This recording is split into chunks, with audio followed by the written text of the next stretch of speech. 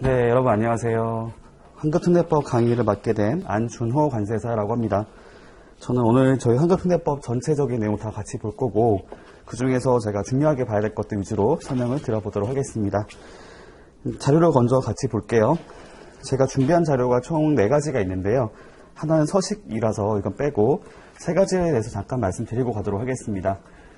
첫 번째는 이제 법령집입니다. 여기 보시면은 환급특례법 지금 가장 최신 버전으로 이렇게 내용을 이렇게 3단으로 볼 수 있게 만들어 놨고요. 그리고 하나는 빈칸을 넣을 수 있도록 이렇게 빈칸 채우기 용도로 비워둔 것이 있습니다. 여러분들이 공부를 하시면서 키워드 중심으로 이렇게 내용을 채워보시면 더 효율적으로 학습할 수 있기 때문에 이걸 같이 활용하시면 좋을 것 같고요. 또 하나는 이제 기출문제가 있어요. 기출문제는 제가 그동안 나왔던 문제를 다 종합해서 이렇게 범위별로 나눠서 볼 수 있도록 해놓은 겁니다. 아무래도 기출문제가 가장 중요하기 때문에 여러분들이 기출문제가 어떻게 나왔는지를 확인하시고 기출문제 내용을 보면서 내가 어떤 것들을 주로 해야 될지를 잘 봐주시면 좋을 것 같습니다. 네, 바로 들어가도록 하겠습니다. 저희 법령집으로 같이 강의 시작하도록 할게요. 일단 제목을 먼저 보겠습니다. 수출용 원재료에 대한 관세 등 환급에 관한 특례법이라고 얘기하고 있습니다. 수출용 원재료에 대해서 환급에 대한 특례법이 있다고 하고 있어요. 일단 첫 번째 보니까 수출용 원재료라고 얘기가 나왔죠. 일단 구조를 한번 생각해 보도록 하겠습니다. 저희가 기본적으로 물품을 수입하게 되면, 외국 물품을 수입하게 되면 관세법에 따라서 관세가 부과된다 라고 생각할 수 있겠습니다. 관세법에서는 관세 말고도 내국세도 같이 부과하고 징수를 하기 때문에 관세 플러스 내국세라는 형태로 생각해 볼 수가 있겠는데요. 즉 수입 시에 수입했을 때 납세용자는 세관장에게 관세에 관한 납부를 하게 되고요. 그걸 가지고 끝나는 거긴 하겠지만 여기서 그 용도가 이 원재료라고 하는, 이 재료라고 하는 것들이 수출용으로 사용됐다고 했을 경우에는 수출을 지원하기 위한 목적으로서 수입할 때 납부했던 세금을 돌려주는 제도가 있다고 보시면 되겠습니다. 그래서 이렇게 할 수도 있겠죠. 사실 옛날에는 그냥 하기 전에 수입할 때부터 수출이 전제되어 있다고 하면은 처음에 수입할 때부터 관세를 감면해 주거나 뭐 이렇게 하는 방법도 있겠지만, 그렇게 하게 되면 나중에 사후 관리가 필요하기 때문에 일단 기본적으로 수입할 때는 세금을 먼저 납부를 하고 나중에 수출하게 됐을 때 그 사실이 확인되면 관세를 환급해주는 제도가 있다라고 보시면 될 것 같고요. 그리고 이제 관세법 상에서도 그 관세 환급에 대한 내용들이 나오는 게 있기 때문에 여기에 대해서는 환급특례법이라고 말을 쓰죠. 다르게 말을 하면은 뭐 특별법이라고 할 수 있겠는데, 일반적인 법, 기본법보다도 우선해서 적용되는 법률이 있다라고 생각하시면 되겠습니다.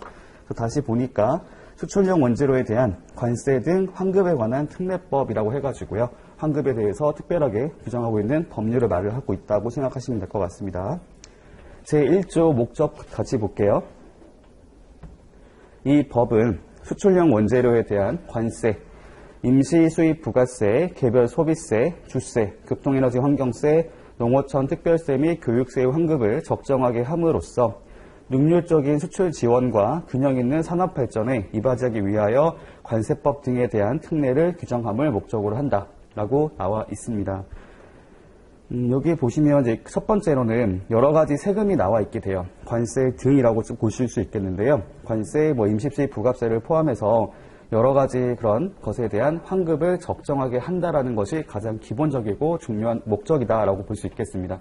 환급을 적정하게 하겠다라는 거죠. 근데 주의할 게 있어요. 여기 보시면 이제 임시수입 부가세라고 하는 것이 있는데요. 임시수입 부가세는 부가가치세하고는 전혀 상관이 없는 다른 내용이다라고 보시면 됩니다. 그래서 저희가 부가가치세, 밸류드 에이드 텍스트라고 해가지고 VAT라 말을 쓰는데요. 줄여가지고 저희가 부가세라고 말을 많이 쓰잖아요. 요거 같은 경우는 부가가치세법에 따라서 재화를 수입하거나 공급하거나 하게 됐을 때, 용역 공급하게 됐을 때 이제 발생되는, 공급하는 것에서 발생하는 부가가치에 대해서 세금을 부과하는 것인데요. 요거 말고 임시 수입 부가세라고 하는 것이 있어요. 요거는 한마디로 말씀드릴 수 있는 게 뭐냐면,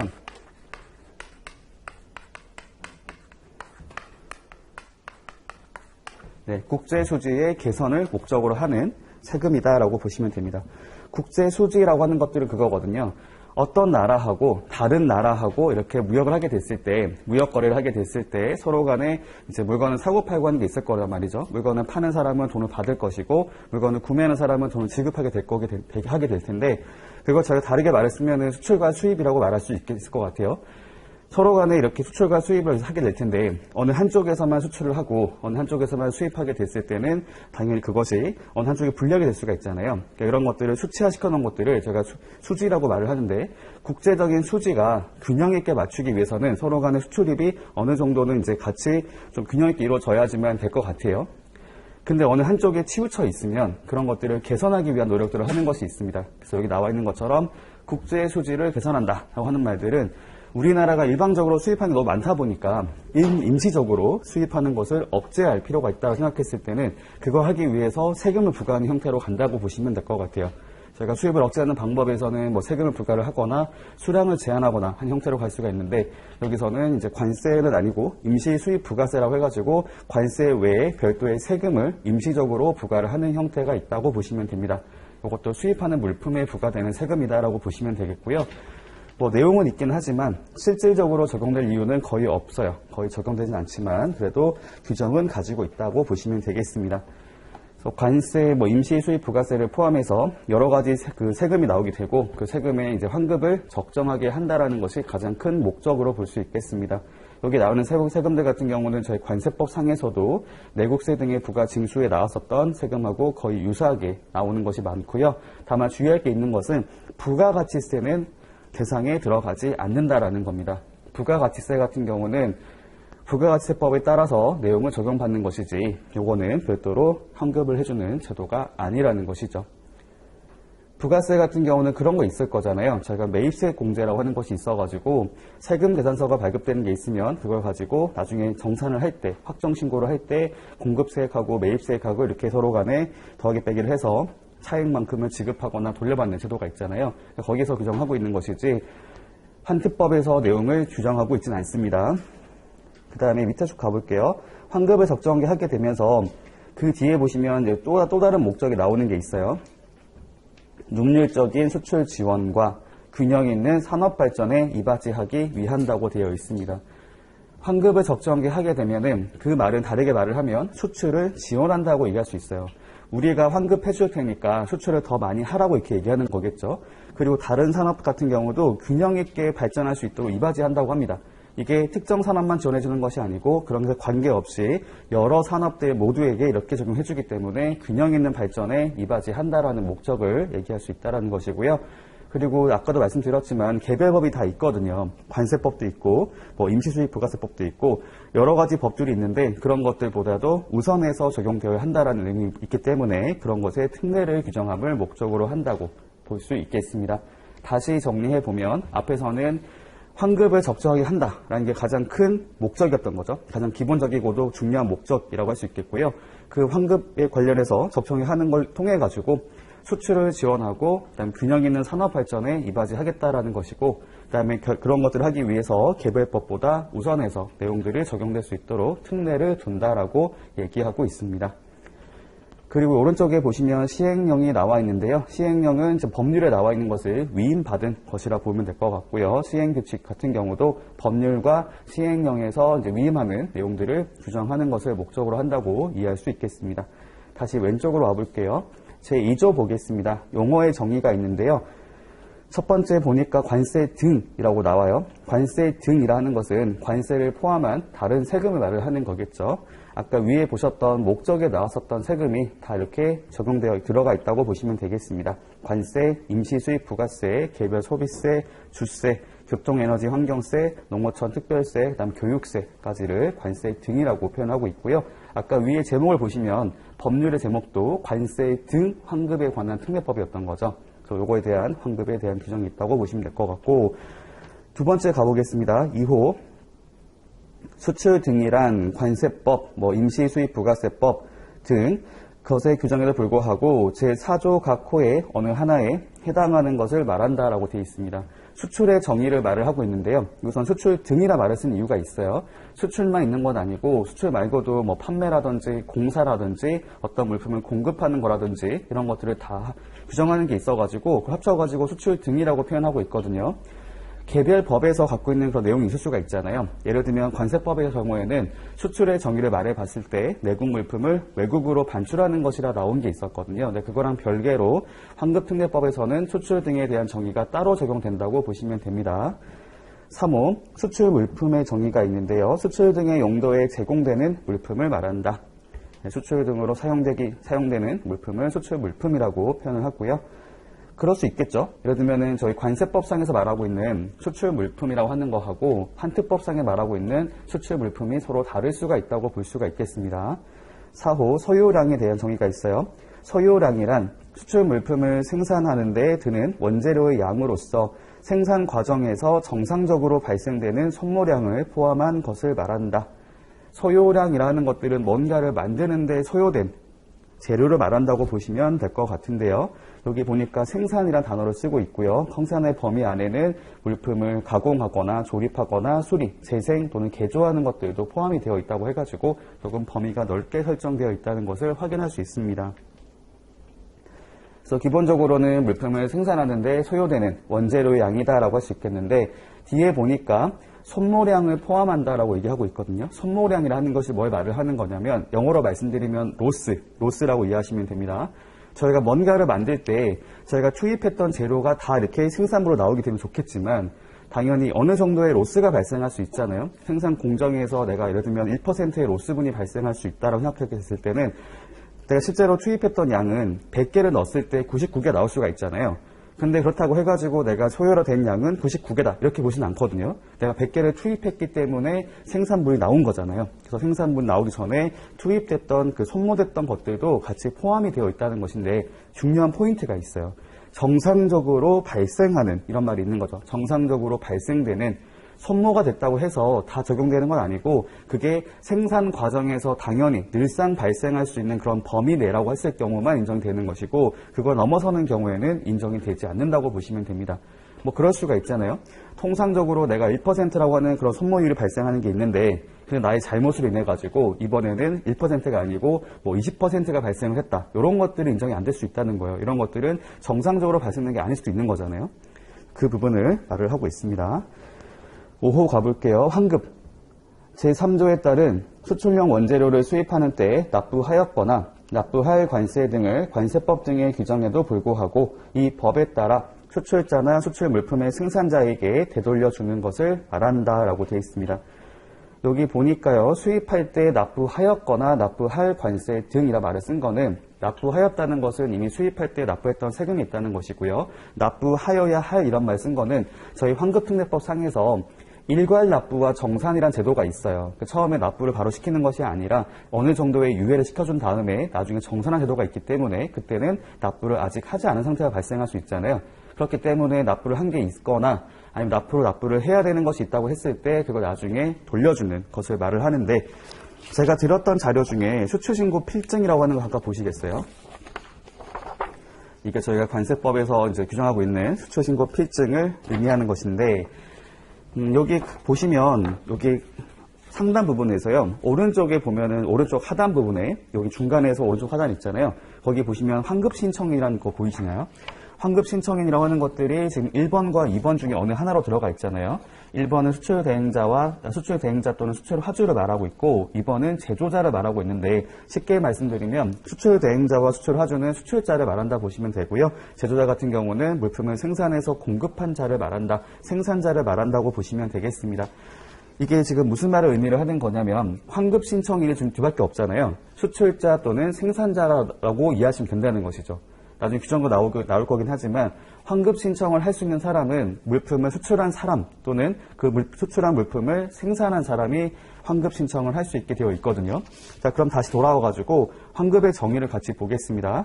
뒤로에 가보시면 이 법에 따라 수출자나 수출 물품의 생산자에게 되돌려주는 것을 말한다라고 보이시죠. 이게 환급 신청권자가 두 명이기 때문에 둘 중에 어느 하나에게 돌려주는 것을 환급이라고 한다고 나와 있습니다. 6호 정산 가볼게요. 제6조 제1항에 따라 제3조에 따른 수출용 원재료에 대하여 일정 기간별로 일괄 납부할 관세 등과 16조 제3항에 따라 지급이 보류된 환급금을 상계하는 것을 말한다. 아까 제가 잠깐 말씀드렸는데요. 저희가 환급특례법상에서는 두 가지 방식이 나올 수가 있어요. 그냥 일단은 수입할 때 관세 등을 납부를 먼저 하고 나중에 수출 등이 있다고 했을 경우는 관세를 돌려받는, 관세 등을 환급받는 제도가 하나가 있고, 두 번째로는 처음부터 납부를 하는 것이 아니라 일정 기간 동안에 납부를 유예해주고 나중에 또 수출을 했다고 해서 바로 환급해주는 것이 아니고 환급이 지금 보류가 됐다가 두 가지를 이렇게 정산을 해서 남아있는 차액만을 지급하게 만들거나 환급해주는 제도가 있다고 보시면 되겠습니다. 지금 그 얘기를 하고 있는 거죠. 넘어가도록 하겠습니다. 정의 어려운 거 없었죠? 네, 넘어가도록 하고요. 제3조 환급대상 원재료 가보겠습니다. 1항 관세 등을 환급받을 수 있는 원재료는 다음 각 호의 어느 하나에 해당하는 것으로 한다 라고 되어 있고, 여기 구조를 보니까 1호와 2호가 있어요. 1호는 수출 물품을 생산한 경우고 2호는 수입한 상태 그대로 수출한 경우라고 얘기하고 있습니다. 저희가 실무적으로 봤을 때 1호는 제조자 환급, 제조 환급이라고 말을 쓰고요. 2호는 원상태 환급이라고 말을 씁니다. 그러니까 쉽게 생각해 보면 어쨌든 내용은 이렇게 되는 거예요. 내가 수입할 때 수입했던 물품을, 그러니까 수출용 원재료를 수출을 하면 되는 거거든요. 수출을 하면 되는데 그 상태가 이게 뭐 원상태든 뭐 제조를 해서 수출을 하는 것이든 그건 상관이 없다는 것이죠. 어쨌든 내가 수출을 하게 되면은 그걸 가지고 환급을 받을 수가 있다고 보시면 되고, 다만 그 방식이 환급 대상 원재료를 하는 것들이 원상태로 수출이 되는 것도 있을 수가 있고, 아니면 제조를 해서 수출이 되는 경우도 나올 수가 있다고 보시면 되겠습니다. 1호에서는 수출 물품을 생산한 경우라고 해서 아까 제가 말씀드렸던 제조자 환급을 말한다고 보시면 될 것 같고요. 다음 항목의 어느 하나에 해당하는 것으로서 소요량을 객관적으로 계산할 수 있는 것, 이렇게 나와 있습니다. 그래서 당연히 생각했을 때 여러분들이 세관 공무원이라고 볼게요. 세관 공무원 입장에서 제가 이제 환급 신청을 했다고 생각했을 때 환급 신청 받은 거에 대해서 심사를 해서 환급을 해줄 거란 말이죠. 환급을 해주는데 당연히 제가 물품을 제조해서 수출했다고 생각해 보시면은 제조할 때 사용됐던 원재료가 얼마인지를 알아야 될 거잖아요. 그 원재료에 대해서 수입했을 때 납부했던 관세를 알아야 그에 맞춰서 환급이 되겠죠. 당연히 그런 소요량은 객관적으로 계산이 가능한 것이어야 한다는 겁니다. 객관적이란 말이 뭐냐면 수치로 나타날 수 있어야 한다는 것이죠. 이 어떤 A란 자재가 1개 투입되고 B란 자재가 2개 투입됐다라는 것을 확인할 수 있어야 되는 것이지, 그냥 뭐 이렇게 얼어붙어가지고 뭐 A란 자재가 투입됐고요, B란 자재가 투입됐습니다. 그리고 제가 납부했던 관세가 이만큼 됩니다. 이런 건 인정이 안 된다는 겁니다. 그래서 기본적으로 이제 그런 원재료 얘기를 할 때는 객관적으로 계산이 가능하다라는 것이 당연히 필요하다고 볼 수가 있겠고요. 이 부분들은 저희 관세법상에 보시면은 보세공장 원재료 같은 경우도 이런 표현을 쓰는 것이 있어요. 두 가지가 나와 있어요. 과목. 해당 수출 물품에 물리적 또는 화학적으로 결합되는 물품이라고 나와 있습니다. 그렇죠. 물건을 만들 때 이렇게 투입했던 자재가 있는데요. 그것이 결합이 되는 형태를 가지고 있다라고 얘기를 하고 있습니다. 보통 그렇게 되는 게 많겠죠. 결합된다. 예를 들면은 지금 자재가 A라는 자재에 B라는 자재가 있다. 제가 소문자로 쓸게요. 소문자로. A라는 자재가 있고 B라는 자재가 있다고 했을 때 이걸 가지고 제가 A라는 물건을 만들 거예요. 만들 건데 A라는 물건은 자세히 들여다 보니까 A 안에 이렇게 A하고 B가 들어갈 수 있는 거잖아요. 이런 식으로 되는 것을 물리적으로 결합되어 있다고 얘기할 수 있겠습니다. 물리적인 결합, 이렇게 표현할 수 있을 것 같고요. 두 번째, 해당 수출 물품을 생산하는 공정에 투입되어 소모되는 물품이라고 말을 쓰죠. 뭐 사실 결합되는 형태를 갖고 있으면 보기가 편하겠지만 그렇지 않다더라도 우리가 뭔가를 만들 때 투입하는 것들이 나올 수가 있잖아요. 뭔가를 만들면서 투입해가지고 이렇게 사용되는 것들이 나올 수가 있겠어요. 근데 그거는 조건이 있습니다. 직접적으로 투입된 것만 인정해주고 있어요. 그러니까 생산 과정에 투입되어서 소모되었다라고 말을 할 때는 이것이 생산 과정에 직접적으로 투입된 게 맞는지를 가지고 따지게 된다고 보시면 되겠습니다. 그래서 단서가 있잖아요. 다만 수출 물품 생산용 기계, 기구 등의 작동, 유지를 위한 물품 등 수출 물품의 생산에 간접적으로 투입되어 소모되는 물품은 제외한다라고 되어 있죠. 이거 저희가 뒤쪽에 나와 있는 단서를 간접 재료라고 말을 쓰고요. 앞에 있는 것들을 저희가 직접 재료라고 말을 씁니다. 직접 재료 같은 경우는 생산 과정에서 이제 직접적으로 투입되는 형태라고 보시면 될 것 같고요. 간접 재료 같은 경우는 보통 나오는 것이 뭐 윤활유라든지 작업복이라든지 이런 것들을 저희가 간접 재료라 말을 쓰게 돼요. 생산 과정에 투입된 건 맞기는 해요. 맞기는 하지만 그래도 그것이 직접적인 연관성이 있다고 보기가 어려울 수 있다는 것이죠. 왜냐하면 보통의 경우는 그거 말고 여러 가지 생산 과정에 골고루 사용될 거기도 하고 그것을 딱 몇 개 사용됐다라고 특정할 수가 없기 때문에 이런 것들은 재료로 인정하지 않습니다. 정리 가능할 것 같고요. 지금 1호에서는 생산에 대한 얘기를 하고 있기 때문에 여기서는 객관적으로 계산이 가능해야 된다는 것이 전제되어 있고 그 방식은 물리적으로 결합되는 또는 화학적으로 결합된다는 말은 저희가 화학물질을 만들 때 해당될 수 있다고 보시면 되겠죠. 뭐 화학물질을 만들거나 아니면 저희가 음식을 만든다고 할 수도 있잖아요. 어떤 음식을 만든다고 했을 경우에 여러 가지 재료들을 투입할 수가 있는 거죠. 그러니까 그런 경우는 화학적으로 결합되어 있다고 표현할 수도 있을 것 같고요. 그다음에 남옥에서는 이제 직접적인 생산 과정에서 투입되어서 소모되는 물품이라고 말을 하는데 이것들은 직접적으로 투입된 것만 인정하게 되고 간접적으로 투입된 것은 인정하지 않는다라고 얘기하고 있습니다. 다음 2호에서는 아까 말씀드렸던 원상태 환급이라고 보시면 될 것 같고요. 수입을 하고 나서 국내에 있는 업체가 별도의 제조 공정을 거치지 않은 상태로 바로 수출을 하는 경우라고 보시면 되겠습니다. 제가 조금 더 보기 편하게 설명을 드려보도록 할게요. 첫 번째 케이스 같은 경우는 이거죠. 우리나라에 물품을 수입하게 됐고요. 수입한 물품을 가지고 국내에서 생산 공정을 거치게 된 겁니다. 생산을 하게 됐고 생산된 물품을 수출하는 형태라고 보시면 되는 거죠. 수입할 때 발생됐던 관세 등을 수출할 때 돌려받는 것이고 그 원재료는 생산할 때 결합이 되거나 아니면 투입되어 소모된 물품에 대해서 이제 확인하고 환급해주는 방식이라 보면 될 것 같고 두 번째 방식 같은 경우는 수입을 하고 나서요.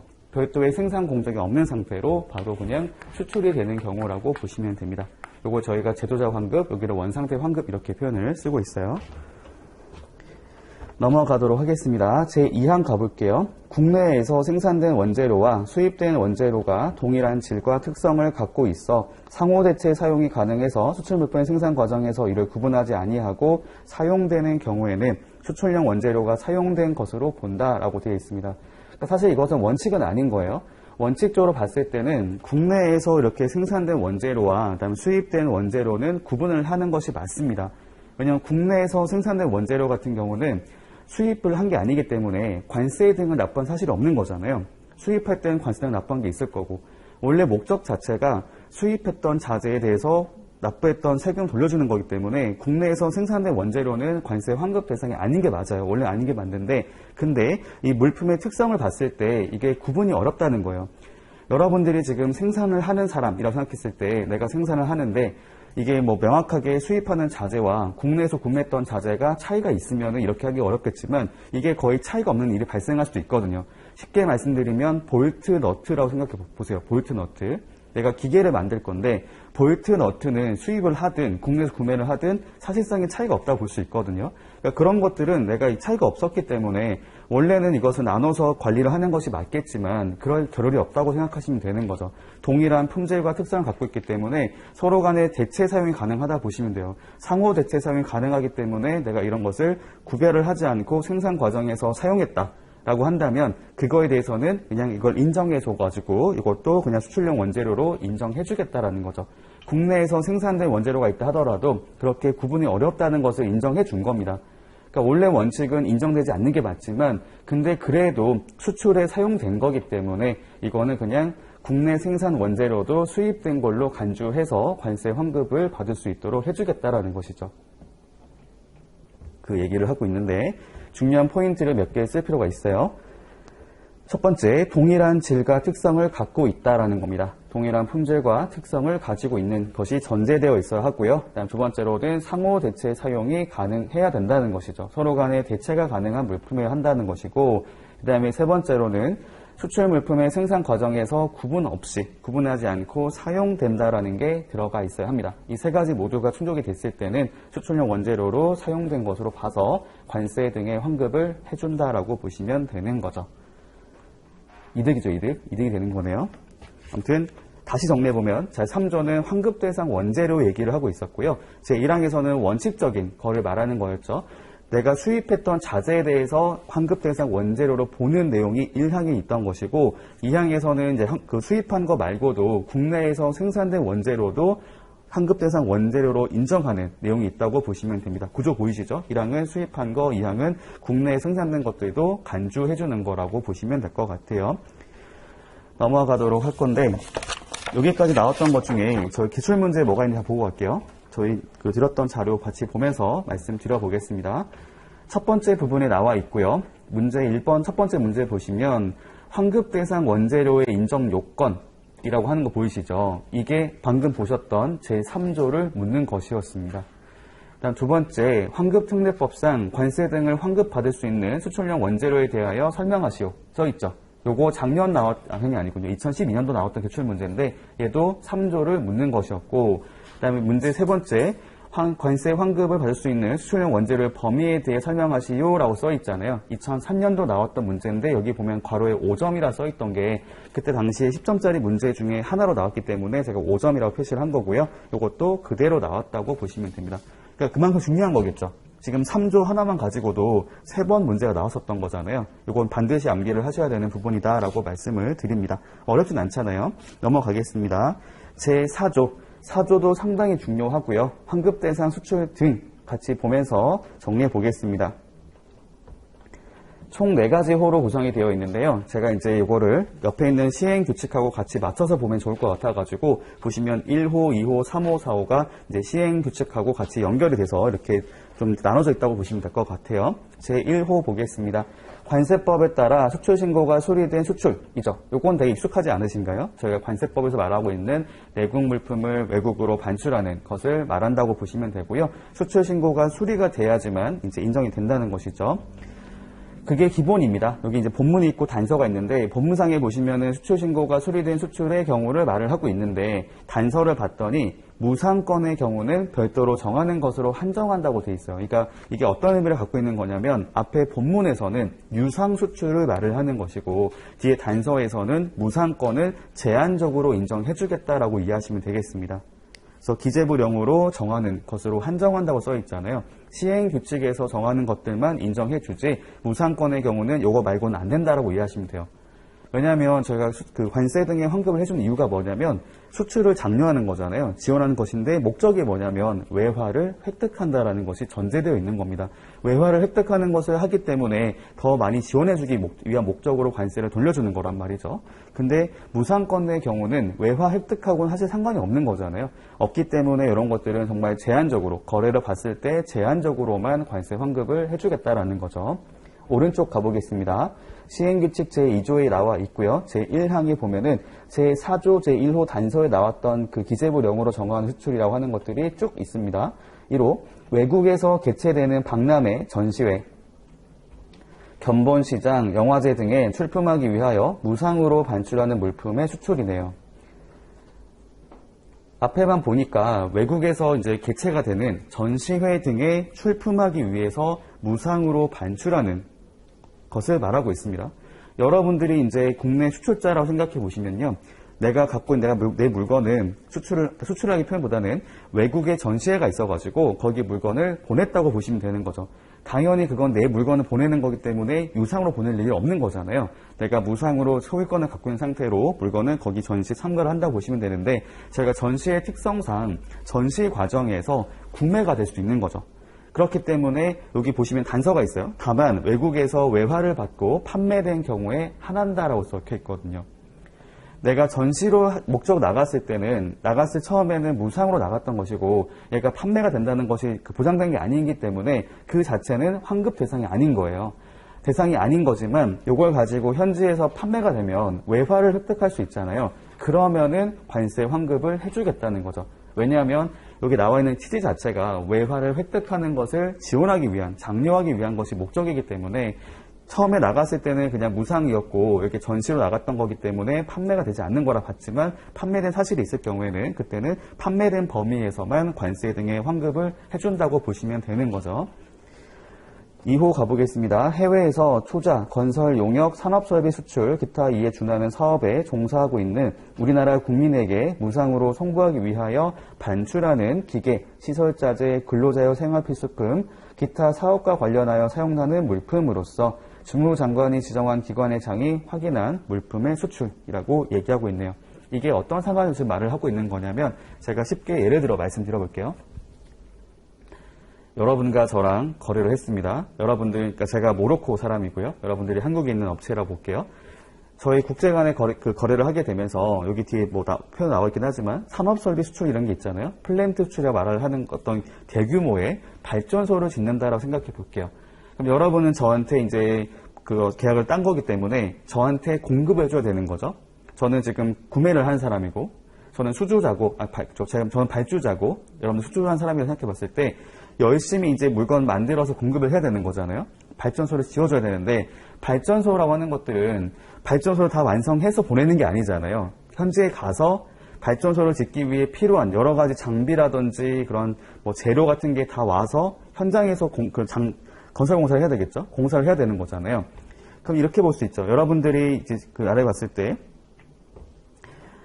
여러분들이 지금 한국에 회사가 있는데요. 회사가 있는데 모로코에 지사를 따로 만든 거예요. 지사를 만들어가지고 여러분들의 회사에 모로코 지사가 있는 거죠. 그래가지고 저한테 지금 구매자인 저한테 이렇게 물건을 보내는 게 아니라 여러분들이 현지에서 작업을 해야 되기 때문에 모로코 지사에다가 그 건설하기 위한 이렇게 하기 위해서 필요한 장비 같은 것을 보낼 수가 있잖아요. 그리고 현지에서는 지금 근로자가 있을 거기 때문에 근로자가 생활하는데 필요한 것들도 보낼 수가 있다는 것이죠. 근로자용 생활 필수품 나오잖아요. 그러니까 지금 상황이 어떤 거냐면 이게 사실은 개별로 봤을 때는, 그러니까 개별로 이렇게 장비 나가잖아요. 장비 나가는 것들은 넓게 보면 유상이고 좁게 보면 무상이 될 수가 있어요. 왜냐하면 내 물건을 모로코 지사로 보내는 거잖아요. 유상이라 는 것들은 내가 수출하는 거에 대해서 돈을 받는 거죠.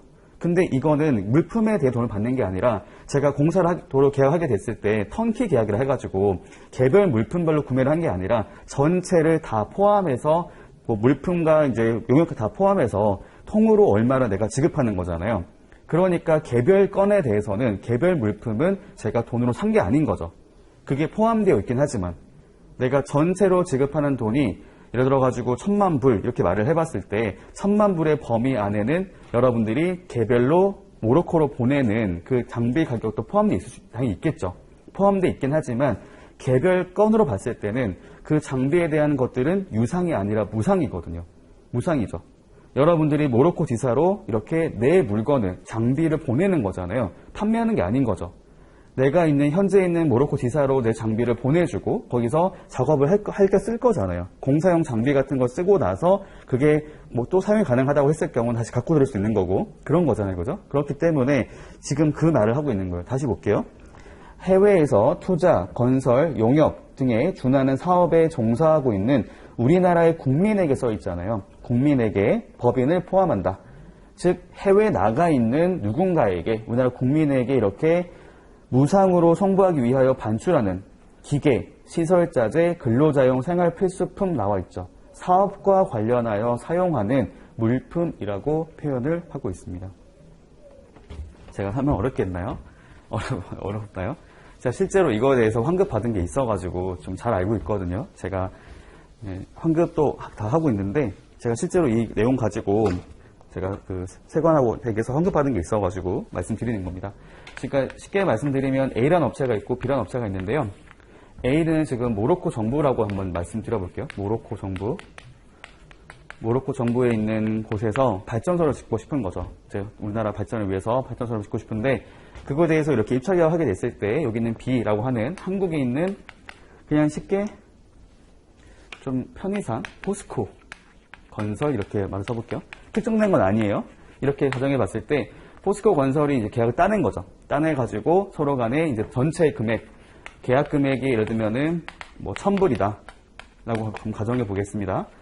모로코 정부는 이 1000불이라고 하는 것들이 그냥 우리나라 안에서 발전소를 완성하는 것까지 포함된 거죠. 완성을 하고 이제 시운전을 하고 다 이게 포함되어 있을 거예요. 포함되어 있는데 포스코 건설이 이 발전소라고 하는 것들을 완성을 해서 보낼 수가 없잖아요. 그건 불가능하죠. 그래서 여기 현지에 자기 지사를 내는 거예요. 모로코 현지에 가가지고 자기 지사를 내가지고 여기로 장비를 보내는 거죠. 장비도 보내고 여기 있는 근로자가 있을 거 아니에요. 근로자가 생활하는데 필요한 어떤 생활 필수품도 여기 다시 보내주는 거죠. 보내주면 이걸 받아가지고 현지에서 이렇게 공사하고 완성을 하는 형태라 보면 되는데, 이게 첨불은 유상이잖아요. 얘는 유상이 맞는데, 근데 개별로 나가는 것들은 무상이거든요. 지금 제가 이 얘기를 하고 있는 거예요. 이 개별 건에 대해서도 수출이 된 거기 때문에 관세 환급 대상에 들어간다는 것이죠. 지금 그 말을 하고 있는 겁니다. 다시 볼게요. 해외에서 투자, 건설, 용역, 산업설비 수출, 기타 이에 준하는 사업에 종사하고 있는 우리나라 국민에게 무상으로 송부하기 위하여 반출하는 기계, 시설자재, 근로자용 생활필수품, 기타 사업과 관련하여 사용하는 물품이죠. 여기 보면은 근로자용 생활필수품도 포함이 되어 있어요. 그만큼 넓게 봐준 거죠. 어쨌든 이것이 해외에서 이렇게 외화를 획득하기 위한 용도로 사용되는 거기 때문에 이것도 인정해 주겠다는 겁니다. 근데 조건이 있어요. 주무부 장관이 지정한 기관의 장이 확인한 물품의 수출입니다. 그러니까 이게 뭐냐면 처음에 이때 나갈 때 반드시 우리나라에 있는 특정 기관의 그런 확인을 받는 절차가 필요해요. 무상 반출에 대한 확인이라고 있거든요. 그거 해외건설협회라는 데가 있어요. 거기서 이거에 대한 역할을 하고 있는데, 반드시 나갈 때 저 나갔으면 이렇게 하는 게 아니라 나갈 때마다 확인을 받으라는 거예요. 확인 받은 것만 인정해 준다는 얘기가 된다고 보시면 됩니다.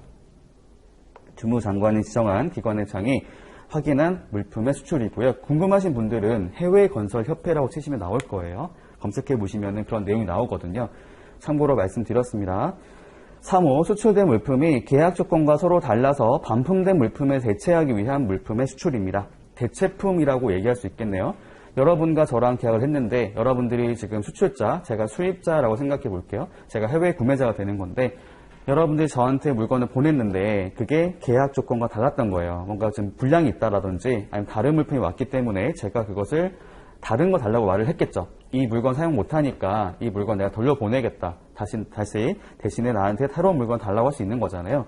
그걸 하게 됐을 때도 관세 환급으로 인정해 주겠다는 거죠. 근데 생각해 보시면은 그 전에 내보냈던 것들이 유상 수출일 것이고 대체품 같은 경우는 무상이 되겠죠. 무상 대체가 되는 거잖아요. 여러분과 저랑 거래를 했을 때 처음에 보냈던 물건이 A라 치고 두 번째 보낸 물건이 B라고 생각했을 때 A를 보내면서 저한테 돈을 받았을 거란 말이에요. 유상으로 나갔겠죠.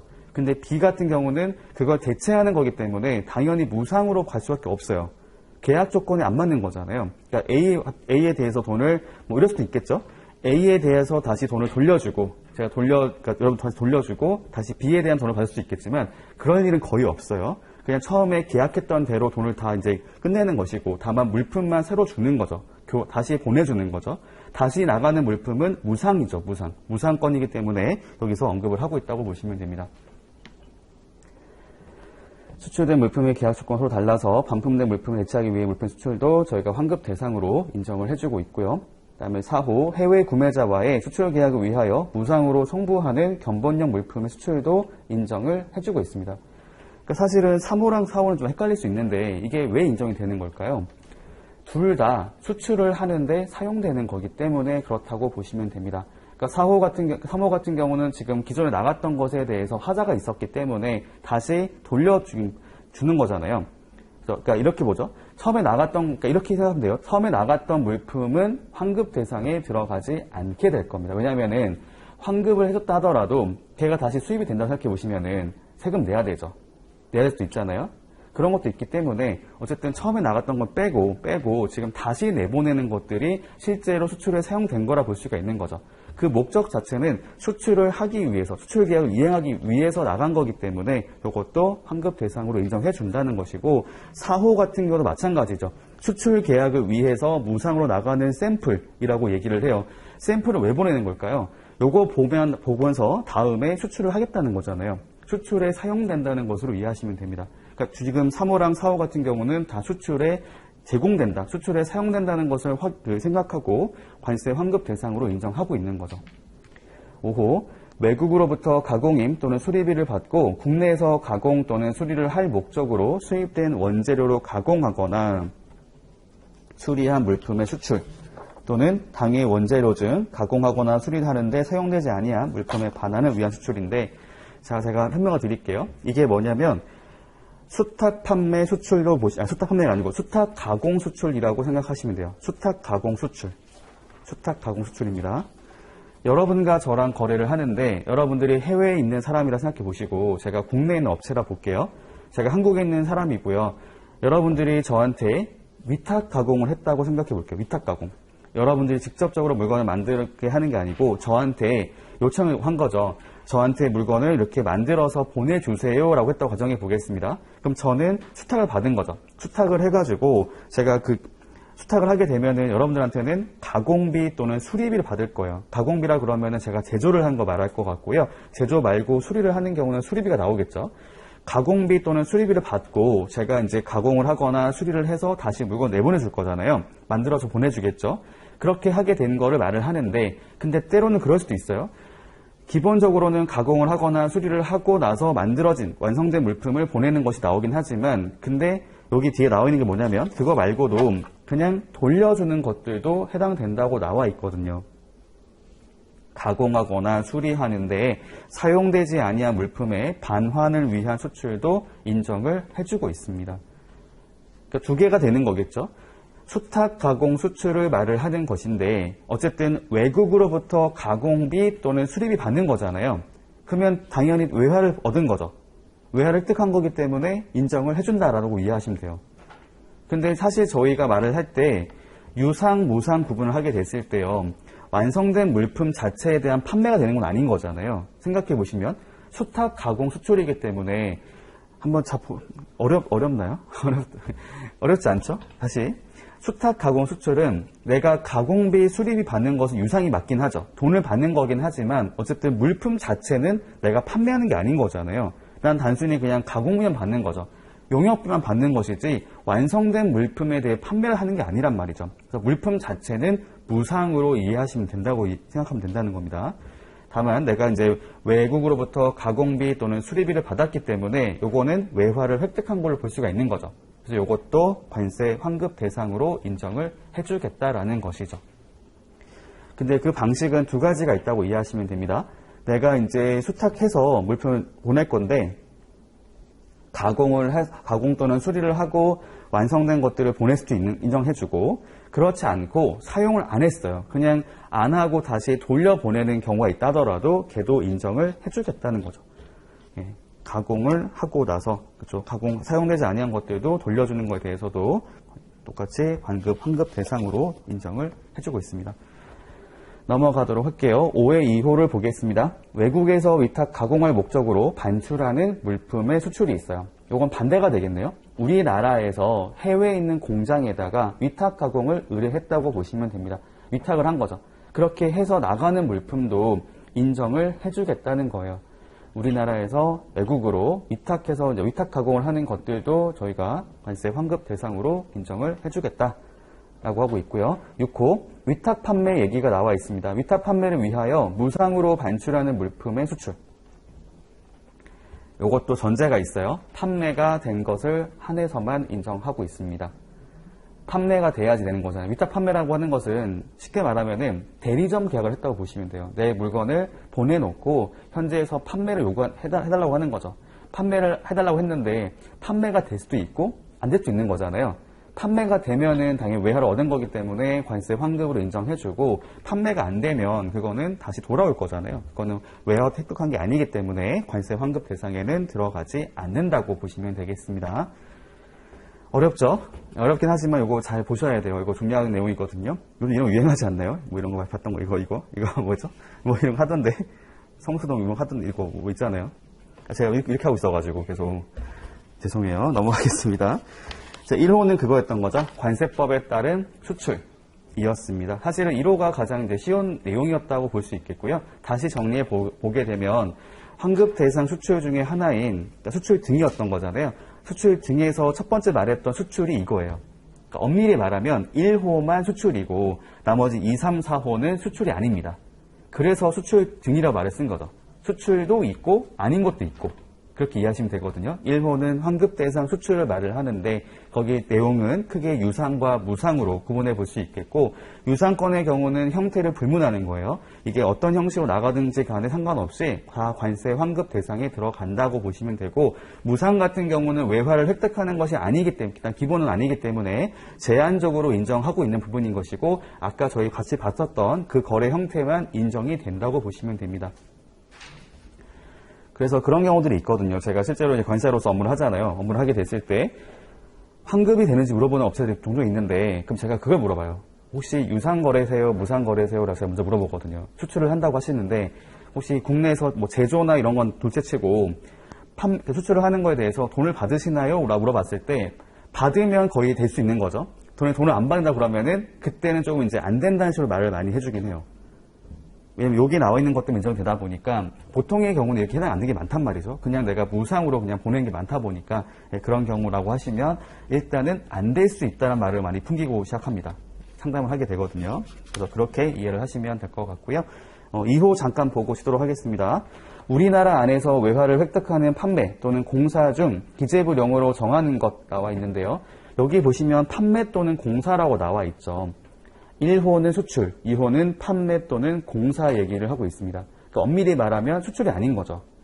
판매 또는 공사는 국내에서 이루어지는 거라 보시면 돼요. 우리나라 안에서 국내 거래라고 보시면 되거든요. 근데 전제가 있죠. 저희가 환급특례법에서 말하는 것이 뭐냐면 외화를 획득하면은 된다는 거예요. 외화를 획득한다면. 그래서 이 말 쓴 거죠. 우리나라 안에서 외화를 획득하는 판매 또는 공사를 전제로 하고 있다고 보시면 되고요. 그 안에서도 기재부령으로 정하는 것에 대해서만 인정을 하고 있습니다. 오른쪽에 가서 보시면 5가지가 있는데요.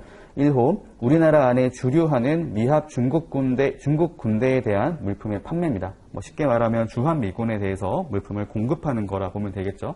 주류하는, 이게 다 말이 어려운데 더 쉬운 말이 있는데 맞죠? 주둔하는, 이런 말 더 많이 쓰긴 하죠. 주둔한다라는, 우리나라 있는 주한미군에다가 이렇게 공급하는, 판매하는 것들도 저희가 외화를 획득하기 때문에 인정해주고 있고요. 2호, 주한미군 또는 관세법 제88조 제1항 1호, 그다음에 3호. 이게 뭔지 아시겠어요? 88조는 외교관용 물품 등의 면세를 말을 하는 것이고, 제1항 1호에서는 대사관, 공사관, 3호에서는 영사관 얘기 나왔거든요. 그런 기관에다가 이렇게 제공하는, 그러니까 그 기관에서 시행하는 공사를 하는 것들도 외화를 획득할 거기 때문에 인정해주고 있고요. 3호 같은 경우는 관세법 제88조 갖고 위에 봤던 거고, 그 다음에 대한민국과 아메리카 합중국 쭉 써 있는데요. 이게 뭐냐면 소파 협정이라 말을 하는 게 있어요. 소파 협정. SOFA 협정이라고 하는 것이 있는데요. 스테이터스 오브 폴스 어그리먼트라고 하는 게 있어요. 소파 협정이라고 말을 하는 것이 있는데, 쉽게 말하면은 그러니까 주한미군이 우리나라 안에 있잖아요. 우리나라 안에 있긴 하지만 원래 원칙은 우리나라 법을 따라서 적용받는 게 맞는데, 다만 주한미군 같은 경우는 그거에 대한 특례를 인정해 주는 게 있다고 보시면 돼요. 그러니까 우리나라 안에 있긴 하지만 서로 협의를 해서, 서로 합의를 해가지고 어느 정도에 대해서는 특례를 인정해 주는 그런 내용들을 이제 소파 협정이라 보시면 됩니다. 제가 편의상 SOFA 협정이라 말을 쓰게 되는데, 아무튼 관세법 88조는 외교관용 물품 등의 면세가 나왔고요. 그다음 뒤에서는 소파 협정 얘기를 하면서 뒤에 쭉 보시면 수입하는 승용 자동차 얘기를 하고 있어요. 관세법 88조에서 수입 승용차 봤던 거 기억나세요? 외교 양수 제한 물품 중에 하나로 나온 게 있었거든요. 그거 생각하면 되고요. 소파 협정상에서도 이제 수용 자동차에 대해서 혜택을 주는 게 있는데, 여기 보니까요, 관세 등의 면제를 받을 수 있는 자에 대한 국산 승용 자동차의 판매라고 되어 있습니다. 국산차를 판매를 하는데 그것을 사용하는 사람이 바로 외교관이라든지 아니면 주한미군이라고 보시면 되는 거죠. 그 사람들이 판매하는 것들도 물론 세금 자체는 이제 면세된다는 게 중요한 게 아니에요. 면세된다고 하는 것들은 그냥 그 사람의 신분이 확인되는 걸 말을 하는 거겠죠. 그렇지 않나요? 관세법 제88조에 나와 있는 거 보시면 외교관용 물품 등이잖아요. 외교관이 전제되어 있을 때 감면을 해주는 것이죠. 소파 협정도 마찬가지인 게 감면을 해주고 하는 제도가 있는데요. 그 내용에 대해 그 사람이 그것에 맞다는 것이 확인됐을 때 적용될 거잖아요. 그러니까 면제는 중요한 건 아니지만 어쨌든 그렇게 외화를 획득하는 데 사용될 거라는 거죠. 외교관 등이 국산차를 살 건데 사게 되면 당연히 돈을 줄 거 아니에요. 그렇죠? 공짜는 아니니까 돈을 주게 되면은 그거에 따라서 자신도 외화를 획득하는 것이 나올 거기 때문에 인정을 해주고 있다는 건데, 뒤에 본 단서가 있어요. 다만 면세 추천서를 제출하는 경우에 한한다 라고 되어 있습니다. 그게 뭐냐면 이게 맞는지 확인을 하겠다라는 거겠죠. 주무장관의 면세 추천서를 받아와라 라고 하는 것들은 이게 그 당사자가 맞다는 것이 확인되는 것이 필요하기 때문에 그런 것을 요구한다고 보시면 되겠고요. 3호 봤고요. 4호 외국인 투자 촉진법의 규정에 의해서 외국인 투자 또는 출자의 신고를 한 자에 대한 자본재의 판매라고 되어 있습니다. 이게 좀 어렵긴 한데요. 그러니까 이게 무슨 말을 하는 거냐면요. 외국인 투자 또는 출자의 신고를 한 자에 대한 자본재의 판매입니다. 그러니까 이게 뭐냐면 외국인 투자라고 하는 걸 생각해 보시면은 말 그대로 외국인이 투자를 하는 거잖아요. 외국인이 우리나라에 투자를 하는 걸 말을 하는데 그거는 외화를 획득한 게 맞죠. 외국인이 우리나라에 돈을 주는 거잖아요. 투자를 하는 거랑 생각해 보시면 돈을 주는 거고 이게 외화를 획득하는 것인데 뒤에 가봤더니 자본재 판매라고 되어 있거든요. 출자의 신고를 한 자에 대한 자본재 판매. 자본재라고 하는 것들은 이제 저희가 토지와 그러니까 토지와 뭐가 있을까? 토지를 제외한 토지 등을 제외한 모든 물품을 말한다 보시면 돼요. 저희가 생산재라고 하는 거 다 자본재 들어가거든요. 뭐 여기가 알고 있는 것처럼 저희 기계라든지 아니면 저희 여기 뭐라고 할까요? 이런 시설 같은 거라든지 이 모든 것들이 저희가 자본재라 부르고 있거든요. 자본재 같은 경우는 쉽게 말하면 생산에 사용되는 물품이라고 보시면 됩니다. 자본재, 서로 간에 교환이 가능한 물품이라고 보시면 되고요. 그러니까 지금 외국인 투자에 관련된 신고를 한 자에 대해서 자본재를 판매하는 거기 때문에 그게 뭐냐면 외국인 투자라는 거 전제되어 있는 사람에게 판매를 하는 거죠. 외화를 획득한다는 얘기를 하는 거잖아요. 예, 그 말을 한 겁니다. 다만 당해 자본재가 수입되는 경우에 조세특례제한법에 따라서 관세가 면제되는 경우에 한한다라고 써 있는데 깊이 있게 이해하실 필요는 없는 거고요. 이게 관련 법에 따라서 그 내용이 이제 확인되는, 인정되는 경우에 한해서만 이렇게 인정을 해주겠다고 보시면 될 것 같고요. 제5호 국제금융기구로부터 제공되는 차관 자금에 의한 국제경쟁 입찰에서 낙찰된 물품의 판매. 그 가로 내용 보니까요. 낙찰받은 자로부터 도굴 받는 경우를 포함한다. 다만 당해 물품이 수입되는 경우에 관세법에 의해서 관세가 감면되는 경우에 한한다라고 되어 있습니다. 밑에 단서 같은 경우도 마찬가지인 게 뭐냐면요. 이게 지금 그 혜택을 주는 것들에 대해서 전제를 하고 있는 것들이 해당 법에 따라, 다른 법에 따라서 이제 특정 대상이 이제 인정되는 걸 말을 한다고 하는 것이고, 위에 나왔던 표현이 뭐냐면 이거죠. 국제금융기구로부터 제공되는 차관 자금이라고 하잖아요. 그러니까 거기에 따라 돈을 받은 게 있는데 그걸 가지고 국제경쟁 입찰에서 낙찰된 물품이 있다고 해요. 이걸 판매를 한다고 했을 경우에 쉽게 말하면은 국제금융기구는 돈을 아까 봤던 것처럼 외구죠, 외국. 외국에서 이렇게 낙찰을, 그러니까 여기 보면 차관 자금을 줬기 때문에 이걸 가지고 입찰을 해서 이제 입찰 받은 물품 판매하게 됐을 경우는 일단 외화를 획득하는 것을 생각해 볼 수가 있거든요. 우리나라 안에서 한 게 아니라 국제기구에서 제공하는 차관 자금에 따라서 진행을 하게 된 거잖아요. 그렇기 때문에 그에 따라서 이걸 판매하게 되면 외화를 획득한다는 것이 어느 정도는 보장이 된 거기 때문에, 확정이 된 거기 때문에 그것도 인정해 주겠다는 것인데 사실 깊이 있게 들어가실 필요는 없어요. 이 내용까지 다 암기를 하겠다라고 하는 것은 필요할 수 있긴 하지만 이 내용도 다 이해를 하고 무조건 다 이렇게 정리를 해야겠다고 하기보다도 일단 큰 틀은 제가 말씀드렸으니까요. 여기 안에서 세부적인 내용들은 조금 더 이제 좀 챙겨가면서 정리하시면 좋을 것 같습니다. 아무튼 암기는 하셔야 돼요. 중요합니다. 왜냐면 기출문제 잠깐 보고 갈게요. 왼쪽에 보시면 환급대상 수출 등이라고 한 문제 나온 게 있는데 여기 보시면 이런 게 있어요. 관세 환급 특례 법령상 쭉 뒤에 가보면 기재부령으로 정하는 무상으로 수출하는 것과 우리나라 안에서 외화를 획득하는 판매 또는 공사를 각각 기술하시오라고 써있죠. 이게 아까 보셨던 저희 문제를 의미하는 거였어요. 내용들. 그냥 그대로 다 쓰라는 거였던 거죠. 정확히 말씀드리면은 저희 그 환급특례법 제4조 1호와 2호에 있는 내용하고 그 옆에 있었던 시행규칙 내용을 같이 물어본 거였습니다.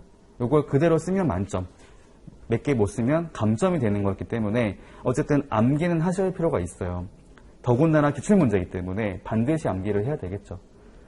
근데 하나 지금 당고 싶은 말씀은 무조건 100% 이해를 하고 암기하는 것들이 좋긴 한데 그게 안 된다 하더라도 너무 그렇게 스트레스 받거나 하지 말라는 말씀을 드리고 싶었던 것이고요. 아무튼 여기까지 하도록 하고 잠깐 쉬었다가 이어서 보도록 하겠습니다.